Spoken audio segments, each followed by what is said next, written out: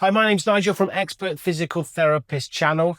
And what we're talking about today is a patient who recently came in with pain in her elbow after she fell onto her hands on holiday.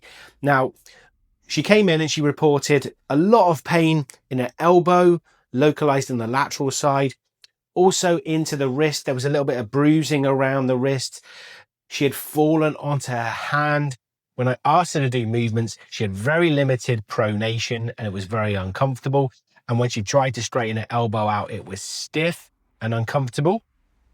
And the wrist wasn't too bad in terms of range, but it was very, very sore over the scaphoid. Now, my thoughts about this were that there was no swelling there, and it had been perhaps a week since she had been on holiday, and she hadn't really seen anybody, but she had taken some painkillers, ice, rested it, and done a few movements, and then she turned up with me. So what I tried to establish was, am I dealing with a bony injury here, or am I dealing with a sprain? And sometimes it's really difficult to distinguish between those two, unless you've got X-ray vision, which I unfortunately don't have. So what do you look for? Well, one of the things that was a bit of a giveaway was the fact that her pain levels when it actually touched areas was quite hypersensitive. It was very, very disproportionately sore, even given a few days after the injury. You probably would have expected it to have settled down in terms of the acute soreness. Now, what level of acute soreness am I talking about? I'm talking about like a 9 out of 10 when you specifically pressed certain areas. And the scaphoid was one area which was particularly sore when it was being pressed. I initiated some simple movements. I did some mobilizations of the area, soft tissue work in the session to see whether that elicited any effects. And although there was some improvement in range of movement, there was limited improvement in terms of pain and not as much change as I would have anticipated. So given the context of what happened, the decision was made that she should go and have an x-ray. Now, my thinking was that she had a scaphoid fracture. It was the most sore area, and her wrist was okay, so her wrist movement was all right. Radius and ulna were probably fine, and the elbow showed full range of movement, even if it was slightly limited on pronation, something that's not unusual. She turned up a couple of hours later to show me with her arm in a sling that she did in fact have no fracture in her wrist or scaphoid, but she did have a clean break of the head of the radius.